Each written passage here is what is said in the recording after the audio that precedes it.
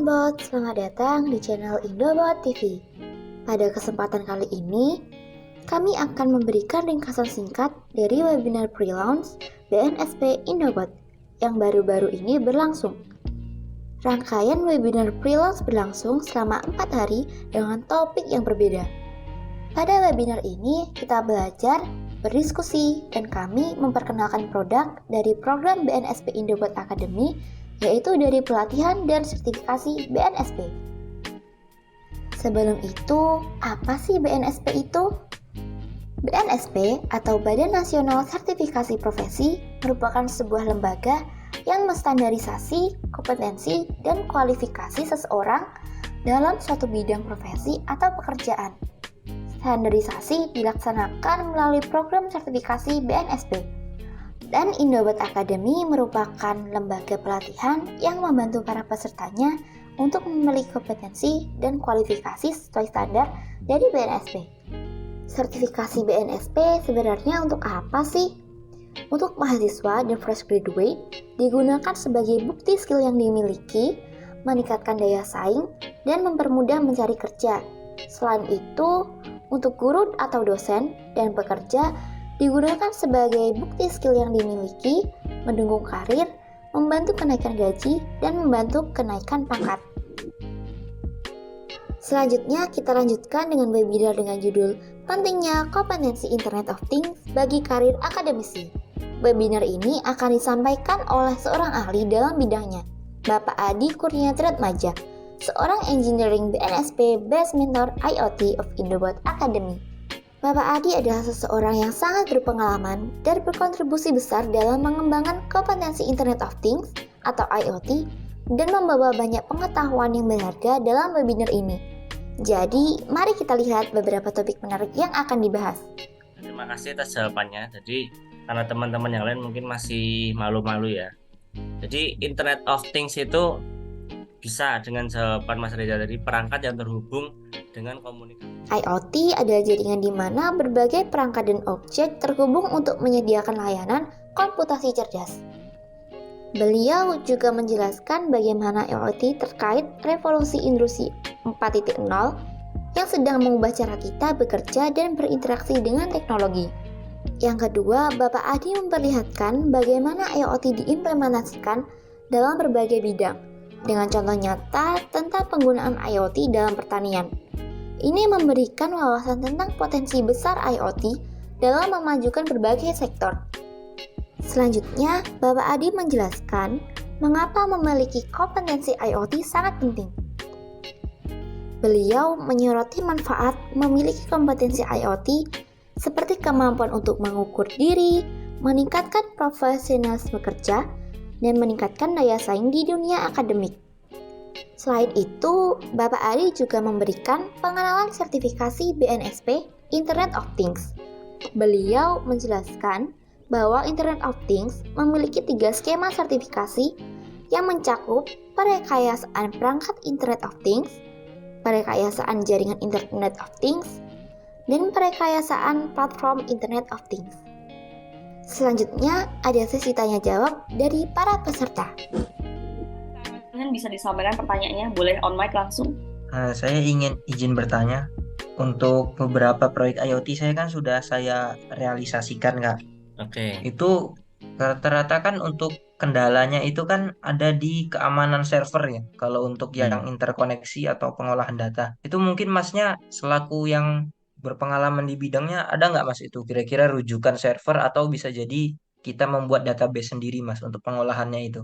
Karena kan ini kita terapkan di kalangan menengah ke bawah gitu, yang awam gitu. Takutnya kalau pas giliran kita nggak ngehandle tapi ada yang nggak diinginkan itu kan lumayan kasihan gitu. Baik, sekian terima kasih. Oke, baik, terima kasih Mas Royhan atas pertanyaannya. Jadi, saya sarankan berlangganan ya. Berlangganan yang berbayar itu biasanya keamanannya lebih terjamin.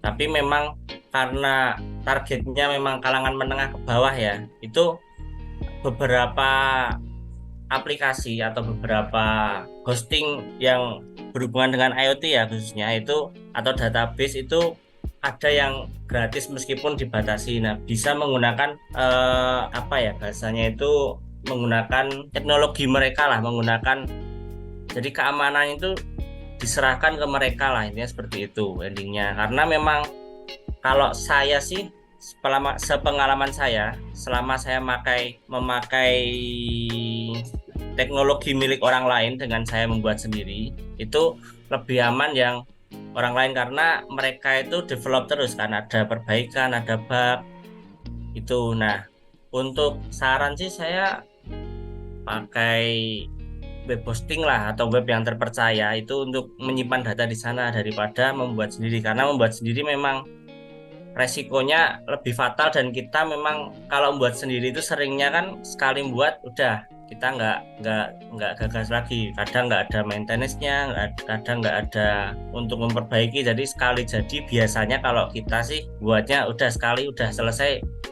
Memang baiknya ya selama itu datanya sangat penting, sangat rahasia, dan jangan sampai bocor, sampai bobol, itu memang amannya itu memang nggak di IoT-kan secara apa ya, kita nggak pakai free, nggak pakai yang gratisan, atau nggak misal pakai jaringan lokal misal seperti itu, hanya pakai proxy tertentu untuk mengakses. Itu kurang lebih salah satu solusinya untuk keamanan seperti itu sih. Memang keamanan di IoT itu memang sering kebobol memang ya, cuman ada beberapa zaman sekarang itu sudah banyak yang bisa menjanjikan aman, karena juga data di IoT itu memang kebanyakan web terpercaya atau yang berbayar itu biasanya lebih aman tingkat keamanan. Jadi misal kebobol pun mereka yang akan menangani cara melawan yang membobol seperti itu.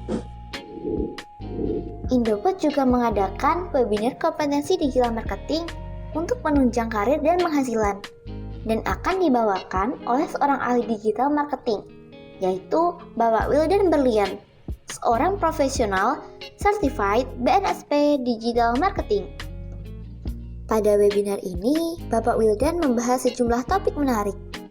Yang pertama, Pak Wildan memberikan gambaran lengkap tentang konsep digital marketing, mencakup definisi, cakupan, serta perbandingan dengan pemasaran konvensional.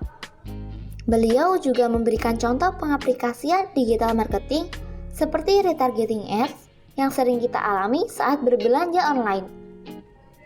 Ini membantu kita memahami manfaat besar dari strategi ini.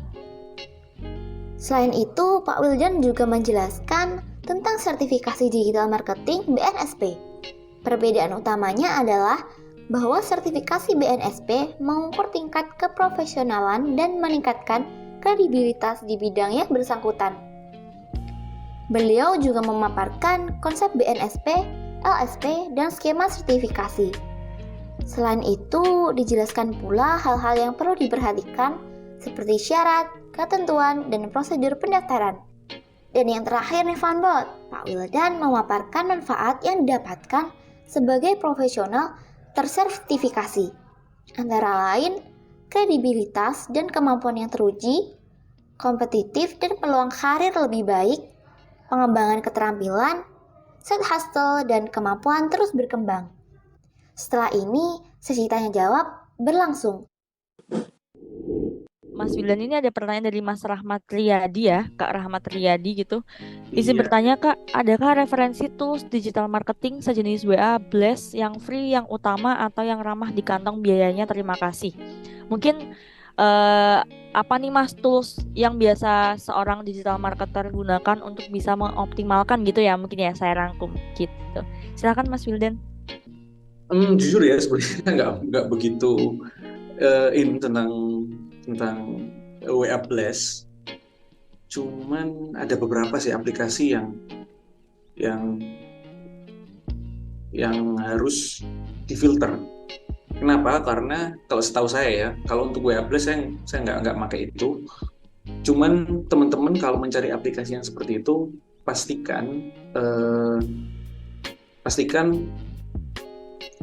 aplikasi yang benar-benar punya API, tulisannya API resmi dari WhatsApp. Karena ada beberapa aplikasi yang bisa dibilang murah, cuman dia tidak menggunakan API resmi dari WhatsApp.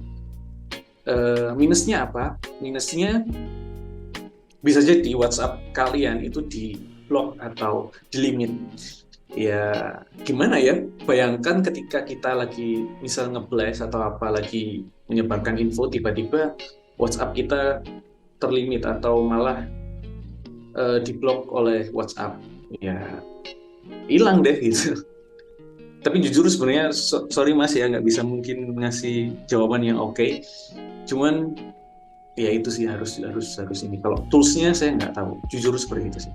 Karena kalau WhatsApp biasanya cuman dipakai, kalau saya biasanya dipakai untuk consumer relation aja, jadi untuk follow up, untuk ngecek, untuk cari feedback dan lain-lain. Kalau untuk blast saya nggak sih. Gitu. Kalau pakai WhatsApp bisnis kayaknya bisa. Kurang tahu juga sih. Mungkin Mbak Lintang tahu atau teman-teman yang lain bisa menambahkan barangkali. Mungkin kalau misalkan digital marketing pakai WA bisnis ya Mas, mungkin yang paling apa ya, bisa membantu kita lah untuk membalas dengan cepat, kemudian untuk berkomunikasi dengan klien gitu ya. Tapi mungkin kalau misalkan digital marketing lebih ke ads gitu nggak sih Mas? Lebih ke iklan ya mungkin. Kita bisa menggunakan iklan gitu. Facebook ads Ya, atau sebenarnya mungkin Instagram kalau ads gitu. iya. Sebenarnya banyak ya, WA Blast juga termasuk. Cuman kadang ya masalahnya di situ. Kadang ada beberapa orang yang ketika di blast sesuatu ya, apa sih ini kok nggak ada, kok promosi bukannya apa malah di blok atau apa ya. Ada kemungkinan goalsnya, ada kemungkinan nggak goalsnya, namanya juga digital marketing ya, kita nyoba semua channel pasti ada minusnya ada plusnya. Kalau ngiklan jelas itu bagian dari digital marketing, dan WA Plus pun juga bagian dari digital marketing. Iya. Hanya Jadi beda memang bentuk. mungkin 50-50 gitu ya Mas. Karena kan Iya. blast kita bisa ada yang nerima, ada yang enggak. Pasti itu ya sebuah apa ya, memang salah satu cara juga, tapi memang hasilnya bisa 50-50 gitulah ya, bisa dikatakan.